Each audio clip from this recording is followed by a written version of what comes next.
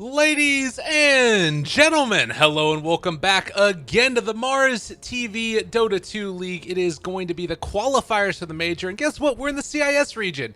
In case you didn't notice by the last game, CIS Dota is alive and well this morning. It's NaVi versus Team SM_2, I believe is the full title. Lyrical joined as well by the wonderful Mr. Andy Draskyl, Dota 2. How you doing, sir? I'm good. I also really need to change my Twitter handle because it just looks so dumb. Like every time I look at it, I hate it, and I need to figure out how to get either my original name back or yeah. But ready for the second game, man.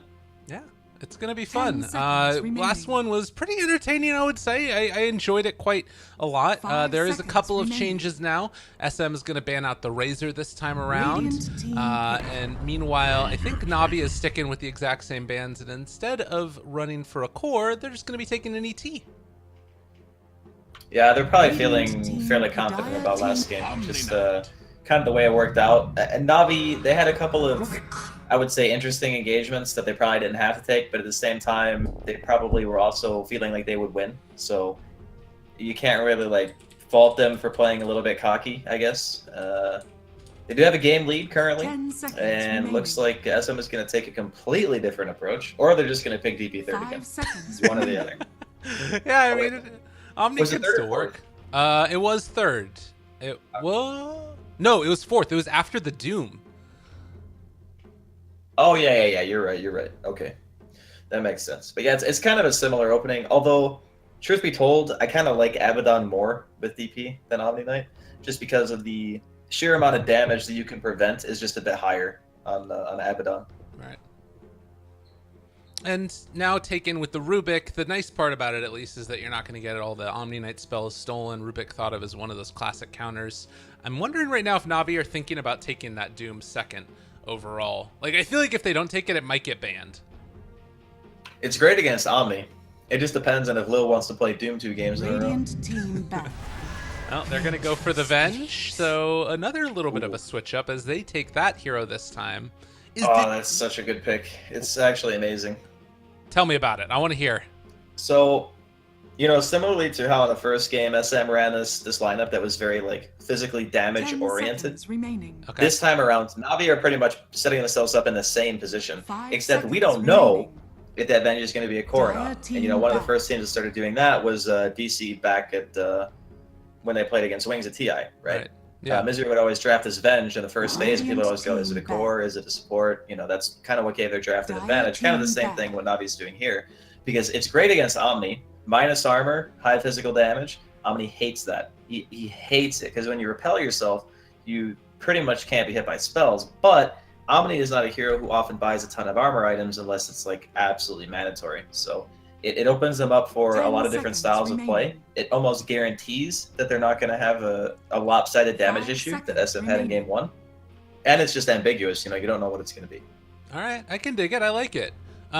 It does always feel weird to me taking like high physical damage cores against like Guardian Angel, but I guess what you're talking about there is like if they can burst him, or just like, the repel, I guess is the other thing. If you have to burn Guardian Angel because of the Venge is running at you, that sucks. So Beastmaster is also going to be banned out now, as well as the Shadow Fiend, so taking away a couple of those other big physical damage cores. And meanwhile, they're going to take away the Dragon Knight and the Broodmother. So NaVi sticking with the plan. I think it was the Broodmother that was banned by SM last time, though. So a little bit of a change up there, I guess. Yeah, I think they banned Tinker Brood in the same phase, second ban phase. But going back to the whole GA thing, keep in mind that GA is a 3-minute cooldown at level 1. That's like as long as Naga Song. That's really, really long. So yeah, you GA once, you save yourself from that physical damage, then you got 3 minutes to not die again. And there are a lot of teams who will kill you in that 3 minutes. So it's definitely good if you can properly utilize it, but it puts pressure on the Omni player to like optimize it, And I guess if Venge is able to swap him into the start of a fight, you don't want to have to GA yourself, and he's just going to blow up otherwise if that does end up happening. So third pick coming out now for SM. You've been playing a good amount of Dota recently. Have you been noticing the gold changes in the way that it works? You mean like regards to net worth per kill? Yeah. Like how much net worth you have versus... I mean, I have. The thing that I notice the most, though, is like not getting absolutely crushed by buybacks. Right. That's probably the thing that I've noticed more, because a lot of the time when you kill heroes, you get, well, you used to get gold based on the overall net worth of the team, obviously. Now you just get it based on their actual net worth. So when you kill supports, it doesn't feel like amazing, but you're still getting like 200-300 gold a lot of the time, because money just is easier to come by. The bounty runes give more gold. You get more gold for, you know, CS and lane even. So it feels better, honestly, when you're behind. And I think it's another one of those things where you could call it a quote-unquote comeback mechanic, but it's still useful for a team even if they're ahead, like what Dendy did last game. He buys back, no penalty whatsoever, farms his souls, gets just as much money as he would have otherwise, and then they continue to steamroll the game. So it can work for both sides. You know, I was going to mention it because, to me at least, I remember I was casting with Winter WESG, and it was right after the changes happened, and there was a kill for a solo kill. A Quap killed a Tiny, and it was 24 minutes into the game, and the Tiny only had a 5k net worth lead for his team, but they still ended up getting 1,000 gold at 24 minutes for the Queen of Pain. And I was just like, what the hell is going on? Because I didn't experience the changes. And I was wondering, like, if Vengeful Spirit as a support might start to make a bit of a comeback, because you're so much more willing now, I think, to, like, die as a support and give up your life for the cause. If you swap somebody out and, like, they end up dying as Avenge, it's, like, even less of a deal than it was before now. But anyways, that's something... just thinking about. It's cool because it doesn't punish the correct play. Right. You know what I mean? It doesn't punish the support for doing what he is supposed to do. Right. And that's, I think, the part that a lot of the pro scene probably likes it the most, honestly, because when you killed supports before in side lanes, you get like 500, 600, 700 gold. Just if they have like a 10, 15k lead, you would just get that much money. But that's still where the support should have been in that scenario. Remaining. So yeah, I do like the overall change, and we do see the DP, by the way.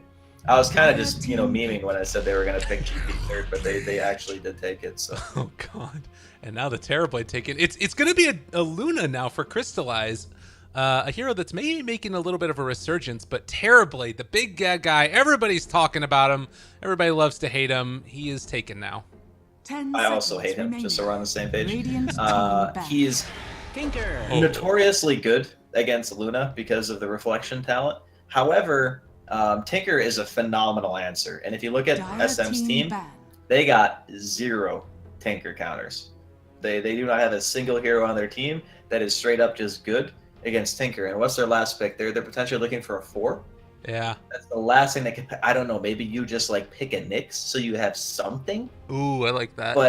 But it's so hard to lane it. Like, what is the 4 Nyx going to do against the Tinker mid? You basically walk to the lane, you skill mana burn level 1.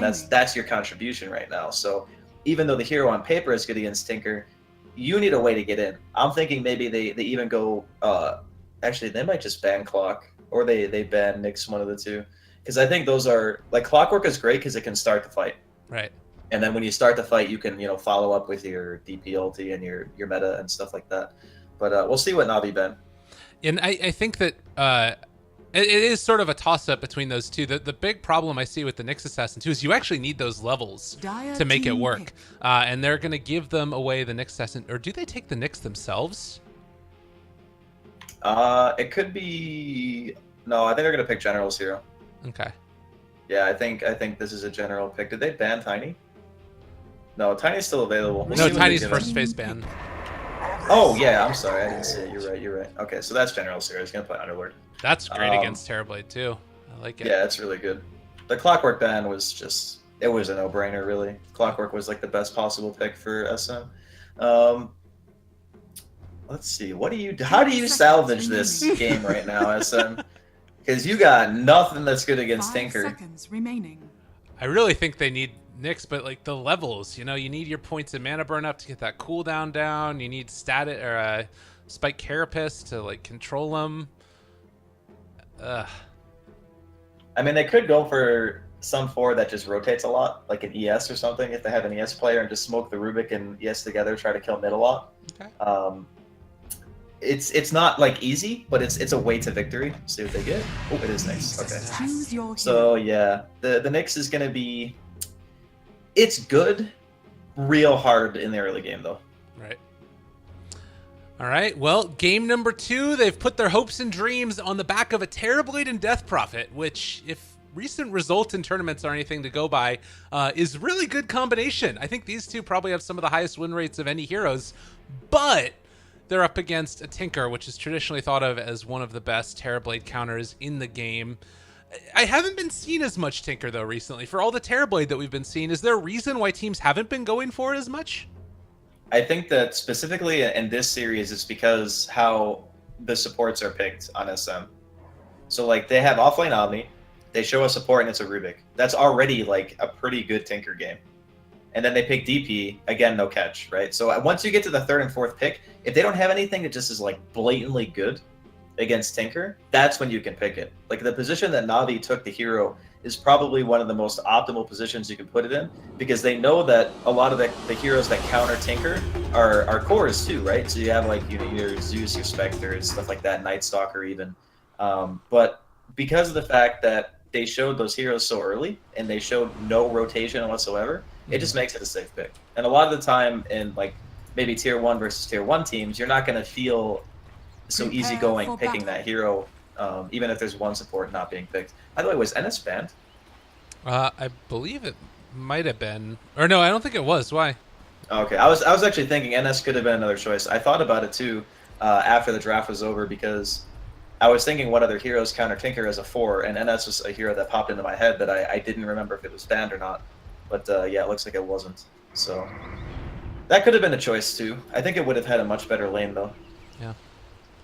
Well, early on now, it does look like moving out here, they're going to spot the DP bottom with the Nyx Assassin. So maybe they're going to try and avoid the lane. NaVi also, they have General up here top with a ward placed down. Sashlo might spot him here in a second, but as far as lanes are concerned, is there any matchup that you really want to avoid for either team? I think mid's going to be kind of annoying no matter what for Radiant. But it seems like they're going to be putting the TB mid. No, this can't be right. Well, they're there. No, I think he's just blocking. I think they're going to swap. They're going to probably put the TB mid, I think. Okay. Because at level 1, I think that maybe DP is better for fighting the rune, but that being said, even just walks away. He's just super scared. We'll see what happens. I mean, at the same time, you do have a build on this Terrorblade for the mid lane. But yeah, no, I think he's going to stay mid. Maybe the logic is that since Terrorblade has 12 base armor, that he'll probably fare better against the Tinker, just because he like, they're not going to harass the Tinker no matter what. The right. DP's not going to harass him. The Terrorblade's not going to harass him. So you might as well put a hero there that actually has more armor, which, you know, I can kind of get behind that sentiment. And he can just pop meta like he is now and just be annoying on the first wave. A lot of punches coming in onto Dendi. Not what he wants to see. But he will be able to walk away. Mao, the LeBron Dota rotation in, trying to find a courier snipe, was not going to be able to get it. And so he's going to head back bottom where they are tri-laning. No. So... yeah, so I guess it was kind of a dodge, kind of a better matchup, I guess, for the TB instead of the Death Prophet, but oh my god, he is getting smashed. Whoa! And Lil is going to end up going down for the cause, but nonetheless, that's a first blood going over to the ET. That was a crazy amount of damage. I think he hit the neutrals. No, he didn't hit the neutrals. They're at 100% life. Oh, man, he did way more damage than I thought he would. I guess it's the Lunar Blessing, too. Can't discount that. The extra 14 damage. That boy just got stapled, though. That was a lot of beeps. And in the meantime, too, I mean, it's going to be a trade of farm matchup in the top lane, as Lil is going to land a stomp mid. Are they going to go for something here? Dendi does have rockets, missile, and laser back up again. Not going to be enough to find that kill. So it's just going to be a salve for the TB to be back up to full. I just really hope this isn't another case of SM just having, like, these struggle bus lanes, you know, and then trying to have to salvage the mid game through making moves. Because they showed last game, they have pretty good map rotation. Like, they know how to get kills and stuff and take objectives. It's just their lanes were not good. Yeah. And I feel like this game could be the same thing. Well, and seeing General up top, I thought this was going to be a bit of a farm fest, but it looks like General actually has a little bit of a level advantage. Maybe a denied range creep here or there. And he will be getting a lot more damage because of that Atrophy aura. Yeah, Atrophy, like, this 1v1 is heavily Underlord favored in the beginning.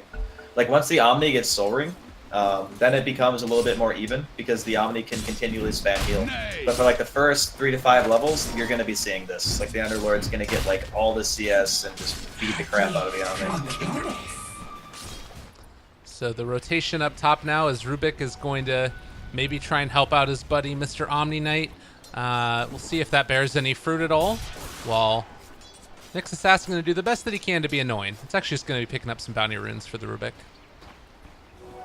You know what, it actually hurts even more to play the Nyx position 4 here because bounty runes just stopped giving EXP last patch. So yeah. It's just like, oh god, I just get no EXP at all and I'm just sitting down here with a death prophet. What is my life actually?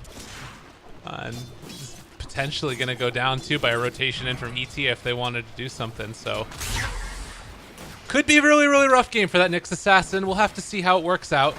And also, we do have Lil, who's going to try and go for maybe a double stack action here. We'll see if he does it. Has the Spirit there as well. Pulls it down to the south. Meanwhile, the rotation forward to Dendi deals some damage there to him as well. Yeah, the mid lane's doing alright so far for SM. They're getting a TV farm. That's what matters. And even though it's a dual lane bot and they're sharing EXP a bit, the Death Prophet is getting a couple of CS, like only one behind the Luna, so... Oh, mid. Oh, God. Look at the damage. Holy Although shit, Dendi, though, they managed to find this. He is almost dead and is going to fall. Big pickup. Yeah, that was a really nice turnaround. Overcommittal from NaVi, giving away a really big kill. And that's just going to put the TV farther ahead in CS. They failed an impale there onto Crystallized, who is still farming pretty well down bottom here. Just about on par with the Death Prophet, although is a little bit behind in the experience department. While top lane, you mentioned the Soul Ring, still a ways away from it. And actually, Slozhniy thinking about going for the Wand Phase Boots build instead. I don't know if he might just have it on quick buy. I think that maybe he feels like he needs the Blades of Attack because of Atrophy. It's kind of hard to say right now, but yeah. This lane, it does get easier for the Omni as he gets levels. Ume taking the punches with that Orb of Venom. He goes down. Lil is just punching away there as Sasha is going to pull this creep wave over here to the side. Picks up a couple bounty runes, runs away, and that means that this wave is going to push very heavily into his tower in a little while. So he turns around, realizing that the ET is in the area, needs to dodge away from this, and does look like he's going to be able to. Where's he going? I mean, it's really hard for them to get a kill once the Stomp is down. Like Yeah. he's just trying to drag the creeps. So what'll happen is, if he doesn't, he might get forced to TP, but otherwise, he's just gonna try to get it so that the wave pushes really hard, and then he'll get EXP if the ET is gonna spend his time here. Got a couple denies along the way, and looks like he is going to be able to pull this one back. And maybe even get it back behind the tower here too. So a nice wave here for the Omni Knight. Level 4, this might even get him all the way up to 5 or to 6 almost. The big thing here is not even just the EXP that he gets, but he denies General this too. Oh yeah. Like General has to walk around the tier 1 if he wants to try to contest this. Like he has to go and do like the loop-de-loop to get an EXP range for his own creeps. The denies coming out while it's all going on as well. You need to be careful. The rotation in from the ET, they don't find the Stomp there. The Firestorm, it is a lot of damage, and well, Sashlo's still running away. He's taking those punches, has stick charges available, Purification, trying to walk out of here, and Firestorm damage, to get outside the range of it, just barely living, but the Spirit is going to be there, and that means these creeps might be lost to him. Yeah, that hurts. No one reacting from his team either. I guess they didn't have a TP on the Rubik, and the Nyx has one. Surprised he didn't actually go. I mean, it's a Luna down here right now. They don't have a lane ward, I guess. Maybe he feels like he can't leave. But yeah, I was really surprised to see that it lasted that long and no one reacted. Yeah. Sasha actually does manage to be around for a couple more of those range creeps. So this battle behind the tower, this could be a kill if they get one TP rotation, and looks like it's coming a bit too late. Nyx Assassin has to cancel it here, and It's working. well, Underlord just gonna shrine up. All this is going on though, mid lane. Not able to get into range to find Dendi there, as only 1 point right now in telekinesis. Aw, this is really sick from NaVi. They get the Underlord TP in the bottom lane with the Luna, and they have the cart wave at the same time. This is, Ooh. I was scratching my head going, why did General skill Dark Rift at level 6? Oh, they're gonna lose the Braum level. Stomp is there though, and no, nothing else. I thought Luna might be close enough to ulti, but she's only level 4 right now. Oh my god, Lil does a lot of damage. Yo, protect the cart, NaVi, please. Tail onto 2, Crypt Storm there as well. Need to be careful here. Firestorm damage. General is just a monster. Walking at people. And the cart lives on just about 50 HP. Yeah, it can take if you get bad tower RNG, it dies in like 3. But yeah, they're trying to keep the cart alive because they want this tower. But it was a really nice move. I haven't seen the Dark Rift used that way very often. Yeah. And most of the time, Underlord players, they skip it, you know? They don't even get the skill, but General might be dead here for it, though. Yeah, no Dark Rift, and... oh, he's going to throw out one more of those. Spike Carapace. Just for good measure, because why not? And it looks like top lane, Sasha's not going to be able to get the same type of aggression out. Tower down to 300 HP from NaVi. I would actually say that, you know, given the resources committed, that SM probably got the better trade. Because they use Dark Rift, they send like 3 or 4 heroes bottom, they get around the same damage as a solo Omni Knight gets on the tier 1 top, like... Yeah, I know, Sunder used right there mid lane to keep him alive. Dendi almost goes down for it. Yeah, it's kind of interesting. Like, it is a lot of resources. It also means that Omni Knight basically gets a lot of free time to himself. But as that's going on, they rotate in with the Vengeful Spirit and the Luna. Another kill on the mid lane as they're able to take down Dendi. Sashlo's still living here, has Purification, so he is not going to go down. He's through a Nyx. Makes it happen. Yeah, this is a little bit of a strange early game, to say the least. You don't really see a whole lot of aggro tri-lane Lunas. I'm just going to say that. Radiant's top tower has been denied.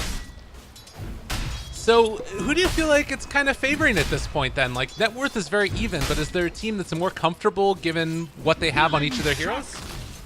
I think for the time being, NaVi are going to feel like they're in a good spot. Like, until something really gets taken away from them, like they lose tier 1 mid, they lose, you know, safe lane tower, stuff like that.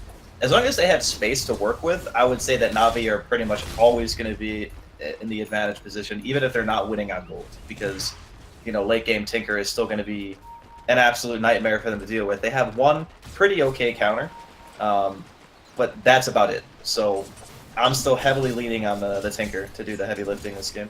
Okay. Dire's middle tower is under attack. Crystallize is going to get pummeled a bit. The rotations are coming, but it's still a ways away before they're going to be able to find that Luna. And she does have level 6 now, so you got to be careful about this. As there's going to be the follow-up. There's the Impale turnaround, and Luna gone. Yeah, that was a really nice setup there. They get the heal bomb as well. And now Shachlo has his Soul Ring, so he's pretty much never going to be forced back unless multiple heroes come to gank him. But yeah, S&M getting kind of what they want out of the early game too. We'll have to see if the next meta is going to be able to result in a tower. They got, I'd say, 60% of the damage on the tier 1 mid. They're bringing in General here as well.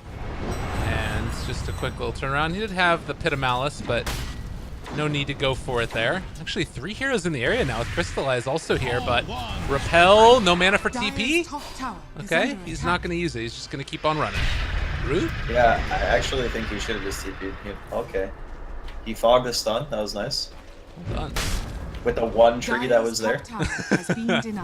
And Crystallize ends up denying the tower, so they're still chasing this Omni Knight. He's just taking him on a merry little journey. Middle tower is under attack.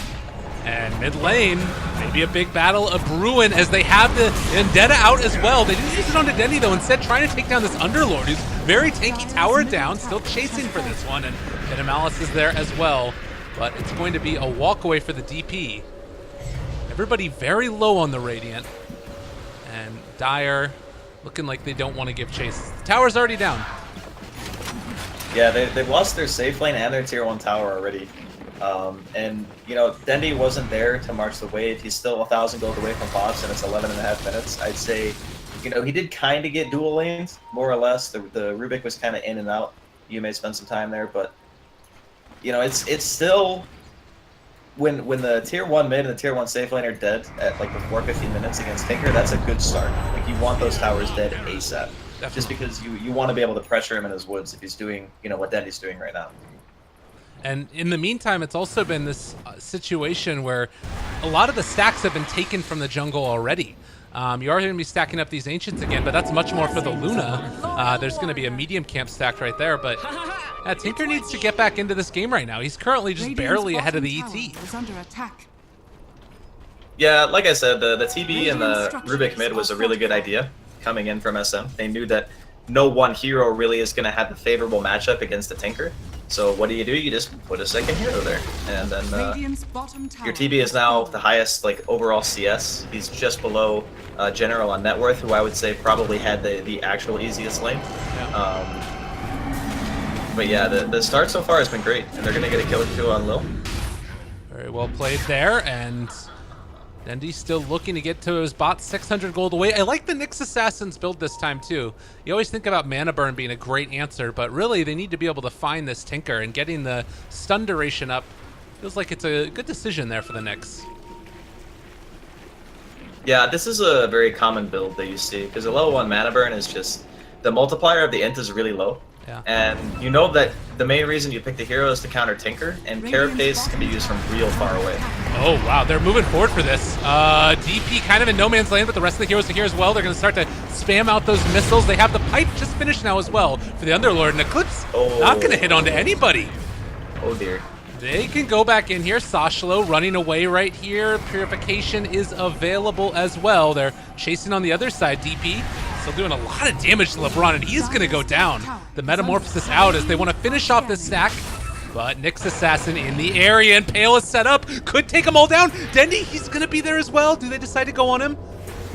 They're thinking about it, and Pale connects only onto one, though. And now the Pit of Malice down. Sunder comes out, though, in general. This is so freaking low. The heal bomb is going to take him down. Lil also running. They had all the vision in the world, and Crystallized left alone and killed off. Radiant are going to lose, or rather Dire are going to lose just about everybody.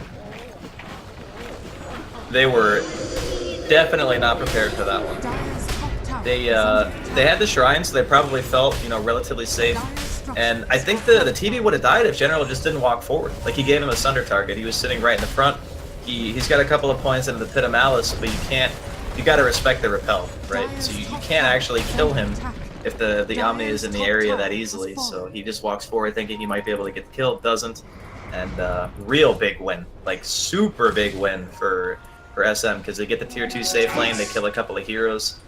You know, Roshan is definitely something they can do. All they really need is meta, or, you know, if they want, they can pop Exism for it. Yeah, and I mean, you've got like these big team fighty items from NaVi there, like the pipe. Dendy has bots so he can get into the fray as well, but it's starting to feel like this is a Radiant team that's getting into snowball position. And they've got the items that they need as well. You talk about it, like the drum is going to be there for slozhniy. They also have one on Terrorblade, interesting left, so the double drum, ain't no problem with it. I don't know, how do you see the next couple minutes playing out here for both teams? I think that SM just sits on their cooldowns, waits for a bit, you know, 70 seconds until they're going to have Ghosts again. Then they probably just go for another team fight. And, you know, if that's successful, maybe Roche is on the menu. By Carapace to start this all off. They hit the Impale. 2 heroes are here, though. Lil thinking about turning this one. They're able to swap General away, keeping him alive. Earth Splitter's going to come out as well. They root the Rubik in the Pit of Malice, and he is gone in an instant. Taken down so rapidly, and now Dendy has shown up as well. They found this DP. Eul Scepter is going to be there, but I don't think it was ever... Oh, maybe? Repel, the turn? The Impale, it's going to be there. He needs to be careful about Repel wearing off, and the Eul Scepter, as it doesn't end up hitting. So he does live through that missile that was chasing him. Yeah, that was just, again, not really a lot of vision in the area. They jump assuming that hero is going to be alone, but, you know, a lot of heroes are off map from NaVi. Got to be pretty careful about taking those types of engagements. And most of the vision that SM currently have is still in NaVi's jungle. So oftentimes you see teams, they'll ward in a place prior to fighting there, and then they'll smoke back to where their wards are, or, you know, they'll just casually just walk there. They want to take fights around their vision, because via vision you take more optimal engagements. So luckily, the Omni was there in time to save, and now with the Ghost back up, they're going to attempt Roshan. Now, there is an ET on Navi, but unfortunately, Lil does not have any real mana right now to be able to spam out the pit, so this should just be free. Radiant's bottom tower is under attack. I mean, even if they did have it, it's still not an easy fight to go into the Exorcism. They probably would have been able to, obviously, mess around with them, but... Well, Dire may be afraid that something is going on. 4 heroes in the fountain never looks good, but they at least don't get any type of a picked off hero in the moment. It's going to be... What now? Tier 2's left over, trying to push down through bottom for the Radiant?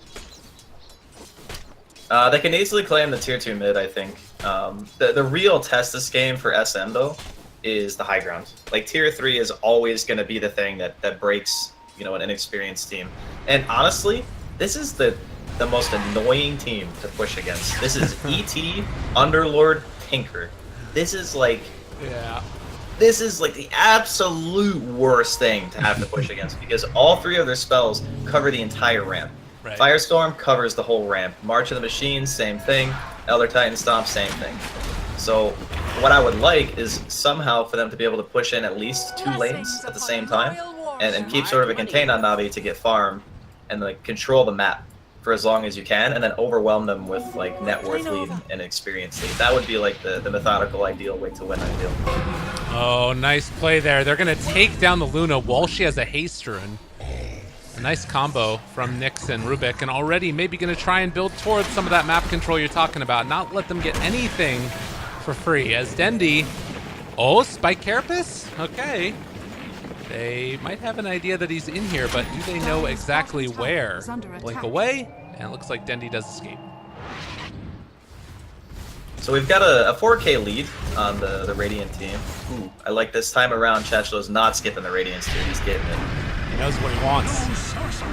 Repel TP away while this is happening. Bottom lane is pushing. And they're going to kind of come and defend it, it looks like.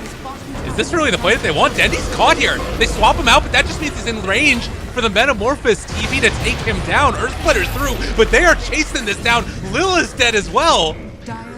SM just stream forward and destroy. Yeah, they had... Actually, they placed that ward as they were fighting. That was kind of nice, too. So you can see both their obs were placed very recently, and they really, really just want to try to get this game in the books before the Tinker gets too much. Like, right now, Dendi's only got level 2 rearm at 800 mana. It's a lot easier than you think to push in a Tinker in the beginning of the game when he is not at his, like, 2nd or 3rd item. Because he can't just sit there and spam. He has to go back to the well, has to bottle up, has to heal, etc. And, you know, even better if you can actually get the kill on him. Yeah. So... I mean, I gotta be honest, I did not think that he was gonna be 0-4 at 20 minutes after having seen the draft, but I guess at the same time, they weren't really prioritizing helping Dendi's lane that much. Like, I don't know how much ET stacked for him, if at all. He's kind of been playing a little bit behind. Like, right now he's got Blink bots. He should be pretty close to his 3rd item right now, but he's still only sitting on 700 gold, so he is certainly not doing as well as he wants. But again... I was saying he's got the red bars up there in the upper left of his screen. Oh, look at this guy, though. Nyx Assassin? He's hiding behind the other side here. Do they realize he's in the area? Courier snipe? He might take that one. Oh, he wants it. I think it's worth killing it. Oh, they might realize, though. It's literally sitting on the obs. He's waiting for it. He knows it's going to be coming back this way, but Vendetta's going to wear off, and now he can't do it anymore. It's nice just to give the information, though, knowing where the heroes are. They see General. Get a Malice down. Pale's going to be there, and poor old General, he just wanted to go somewhere else, and it's going to get ran down here. Does not have a force that swap away, and that just means that it's going to be Venge going down as well, as they're still chasing here. He has another Impale. General gets stunned, but they're not even going to worry about it. He actually doesn't have a TP. They're going mid. Radiant's bottom tower is under attack. Dire's middle tower is under attack. Can they do anything more with this? Denny needs to be mid right now if they're going to defend. Like, the tier 2 is obviously dead already, but Dire's middle tower I think they want him to be mid right now. Like, there should be a March. They don't have Underlord. Bottom tower is under attack. Yeah, he did. Oh, he didn't even. Starker's up in 5. He'll be. All right, well, a tower is starting to fall already, and Glyph already used. This is going to be a dead tier 3 tower, and possibly more, depending upon how this all ends up working out. There's going to be the used pull back in. Now the Impale is there, so they end up losing the Nyx Assassin. NaVi still taking some damage, but fine. That was a lot of damage from the reflection. They are super okay with that. SM. They get the tier 3. They're going to be able to take out both shrines now, establish even more control. And this is the problem when you're playing against a position 4 Nyx, is you do have to still commit sentries for him. Yeah. That's like one of the biggest strengths of the hero, is that if you do not buy sentries, he's going to spot your heroes, you're going to get picked, you know, you're going to maybe lose even your Luna at this point, because, you know, Crystallize is going for the BKB, but he doesn't quite have it just yet, so he still has to play, you know, safe, and he's farming under a Radiant Ward right now, so this is getting very bad very quickly for NaVi. So if you're NaVi, how do you need to take these fights then? Like, obviously pressure's going to come, and you can see Crystallize being spotted here. Outside of, like, placing a lot of sentry wards, what's the key target to take down? I think more than anything, it's just that the way that NaVi's team wanted to function is they wanted to play like a more farm-oriented game and rely heavily on strong lanes, which they kind of did have, but they just got dismantled by like the movement so far of SM, and they keep losing these heroes. And again, Crystallize is spotted because he's got a Nyx on his head, and he can't TP either. It's just on cooldown, so he's just dead. I mean, this has literally been the story the entire game. The SM are moving around the map with a handful of heroes, and even though NaVi have a good amount of vision now, you know, that ward that's placed by the Roshan pit wasn't there a couple of seconds ago. And they knew where the Crystallize was because they had that ward that hasn't been de-warded yet in the jungle. So they saw his movement, they telegraphed it, you know, killed him. And NaVi, they can't really start fights. So if you can't start a fight and you're behind, how do you recover, right? You try to do farming, but when you're farming against a Nyx, you're getting picked, so I guess to answer your question, if I knew the answer, I would probably be playing. There isn't really a great answer, is there?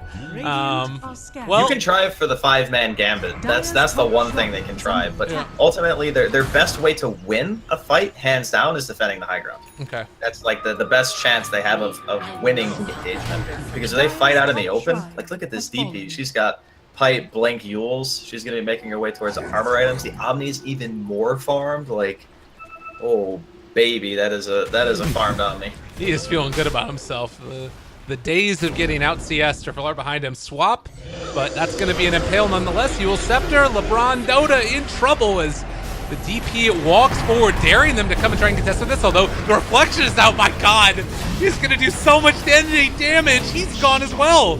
Luna is almost dead by virtue of that reflection. And now, the buyback from the Tinker, but what are they really even hoping to accomplish to this? Spike Carapace. Just Rax. Well, NaVi needs something. They need a miracle, and they still have Sunder available. Blink forward from Sashlo means that he's just going to be able to blink forward for the hit onto Dendi. It's going to be a dieback. Nowhere left to go. Pulled inside the base. It doesn't end up mattering, and the Sunder comes out. The turn on to Crystallize. They do manage to bring down that Terror Blade, but it's still a big, big win for the Radiant in spite of the overextension. They'll easily take the dieback. Like that Tinker has 9,000 net worth. Oh god. 25-minute game. That is probably one of the poorest Tinkers I've ever seen in my life. It is we'll say it's struggle. Yeah. That's the word we'll use. Alright, they're splitting up right now, thinking about going forward for this Luna, and they're able to find the catch there onto the next assassin, keeping him back for the moment. Are they trying to fight this right now? No Tinker available, and they're just losing heroes left, right, and center. They managed to take down the Nyx Assassin, but it's the most Pyrrhic of victories as Crystallize trying to take down this DP. Not gonna happen. 3 more dead. General just says, leave me alone. And now Rubik is still in Dark Rift. Don't know if he's gonna be able to do anything with that. But nonetheless, holy man, this is completely fallen out of control. Honestly, like going back to the beginning of the game, I think a lot of the problem is the fact that NaVi went aggro. I think if they just had a normal tri-lane with the ET and the Venge and the Luna in the top lane, and they were getting those heroes some experience in farm, that this game would have been probably a lot easier to manage. Because the Luna more or less got sacked. he got left bottom like in a 1v2 a lot of the time, and just not really able to get the farm that he wanted. No one was stacking for him either.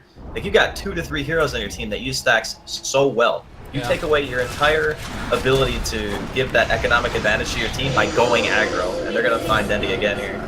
Yeah, the swap away, trying to keep Dendi alive, but he has just not been able to play Dota, and there's going to be the Guardian Angel out as well. Buyback from the Vengeful Spirit. Double Pit of Malice, rarely seen, but very impactful now, and he's going to try and do whatever spam he possibly can.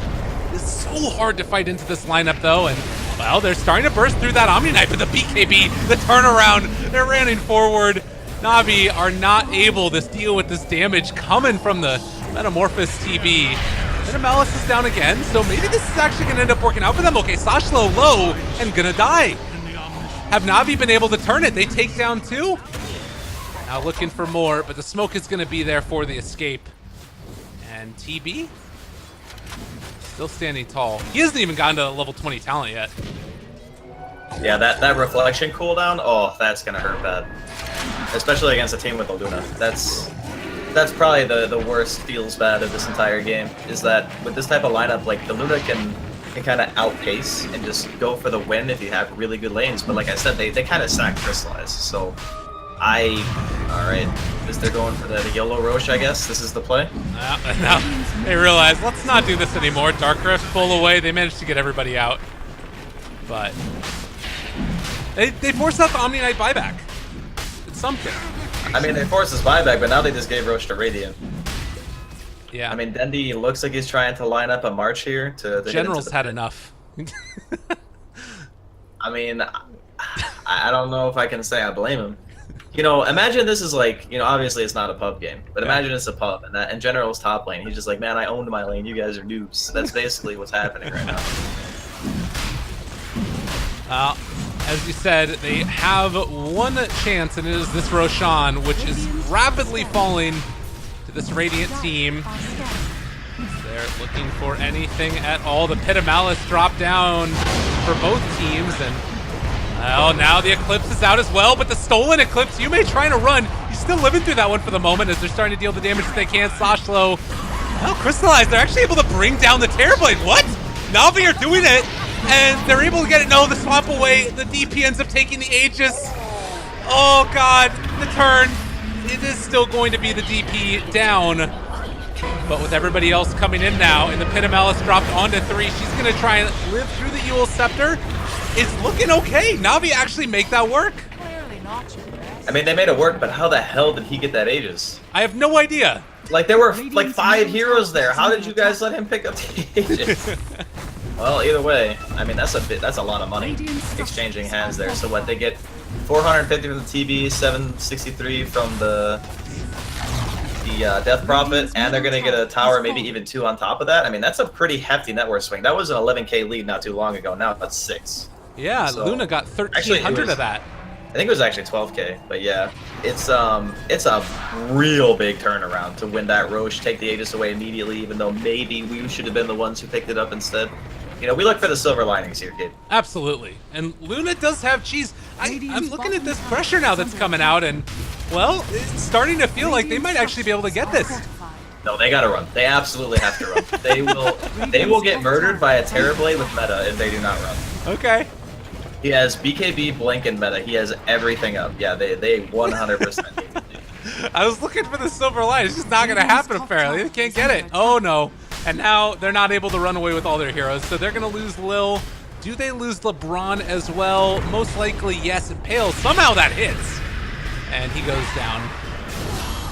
Yeah, the reason why the fight in the Roche pick goes so well is because he got killed immediately. So he's sitting at like no HP because he was tanking Roshan and such, and then he just gets beat down before he can get Sunder off. No BKB, no meta, no nothing. So knowing that all that's up, you would be foolish to fight into that high ground if you were NaVi.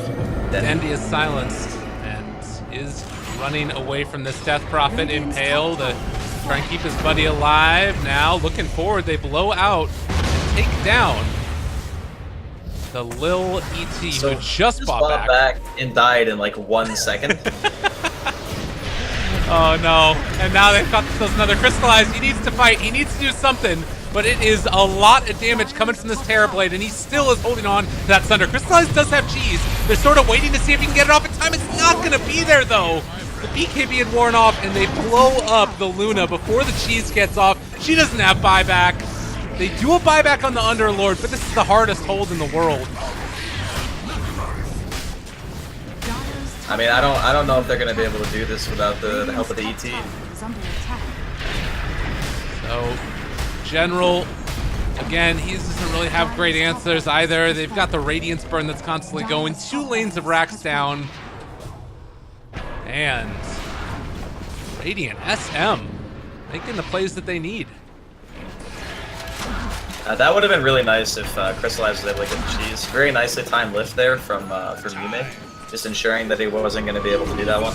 But if he gets the cheese, I think that NaVi probably hold there. So that was like definitely up there with one of the better plays. So, you know, again, Radiant, pretty huge advantage here. The big difference between having like the ET alive and him not being alive is, you know, that base armor reduction. If Lil is standing next to you and you're the TB, you will die so fast to Luna. Like, you will just get chunked because all of your armor is base armor. So you go from like 26 armor on Agi Treads to 0. That's why he died so fast in Roche, basically. Right. Then again, if you're standing next to Terrorblade and you're ET, you're probably dead anyways. Just the downside to it also, I guess. I don't know how you try and stay alive. Like, maybe even thinking about I don't know, Ghost Scepter or something. He's gonna go BKB to try and live. I mean, it still takes like a few rounds of hits for him to die, even if he's standing close enough to get the minus armor. But in that time, like, the TV is still going to be taking a ton of damage too. Yeah, no, I'm with you.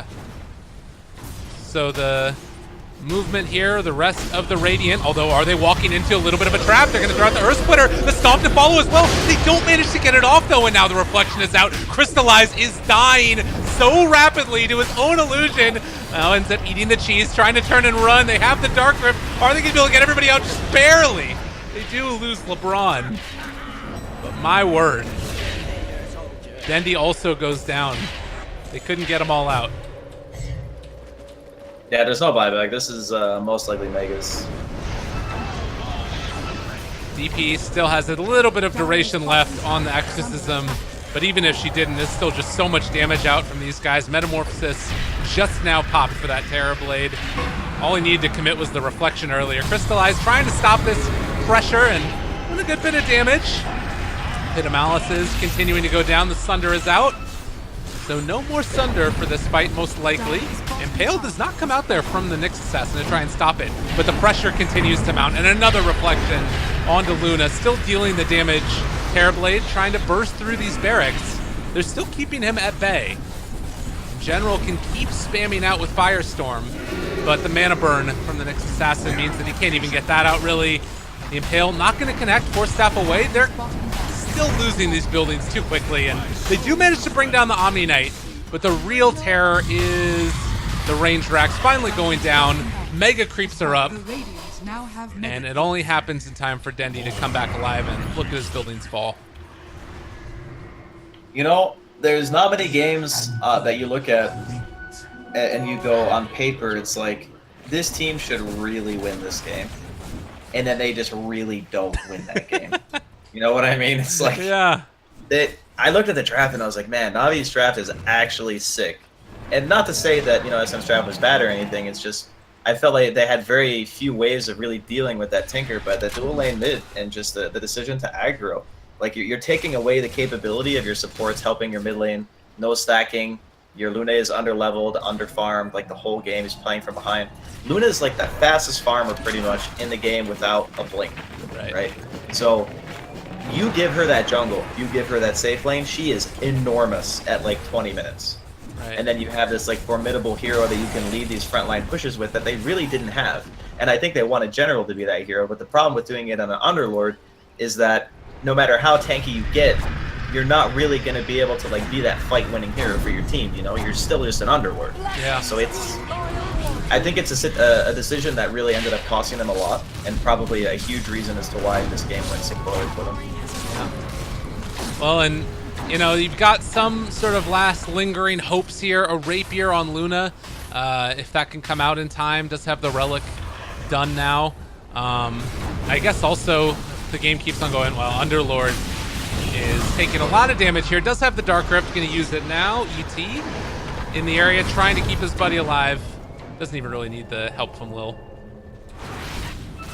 But yeah, they need this Rapier on Luna, which does not feel like it's going to come quickly enough. How much money has he got right now? Oh, he still needs a lot more. Never Yeah. mind. Yeah, he's definitely not gonna get it in time. I mean, they've got a lot of wave push. They got a lot of ways to try and stall out this game. General apparently having a little bit of fun. Maybe thinking about the next game. I think that NaVi already know like why they lost this game. Yeah. I think that when you've been playing together for a decent amount of time, you just be like, all right, maybe that aggro try, which is not the play. And this pressure coming out. Reflection again, dealing a good amount of damage, although Luna was not caught in it, and turning to fight. Crystallize wants to do whatever he can. BKB is going to start to wear low, though, and I got the Metamorphosis. Oh, they get the lift up. He's not able to get the Eclipse out. Crystallize dead. No buyback. If it wasn't clear already, this game is feeling in the bag for the Radiant team. SM as they turn now onto General. Buyback on the Tinker. Maybe a hope and a prayer of somehow lasting this out a little bit longer, but they've got him caught. There's going to be the Spike Carapace. GG is called as Navi lose game number 2 and SM making it work for themselves. Dire's middle tower. Yeah, very impressive stuff. I thought the itemization on the Omni, TV, like everyone pretty much knew what their job was. And the part in the game that really kind of sealed it for me and made me think, okay, yeah, SM definitely has the moves. They know what they're trying to do is when they pushed mid for the first time and they had that like blink up to high ground, caught Dendi completely off guard when he was just trying to stand in position to get Marchus down, and they just like run over them like completely. That's where I was like, all right, this game's probably just over. So, you know, big props. I mean, they take down a big name in Navi and see if they can take the game 3. Absolutely. Well, ladies and gentlemen, we're going to be back in a little bit with game number 3. Navi 1 away from moving on, also 1 away from getting knocked out. Well, SM looking to try and upset what's probably the favorites for this whole region's qualifiers. So stick around, everybody. More to come right around the corner.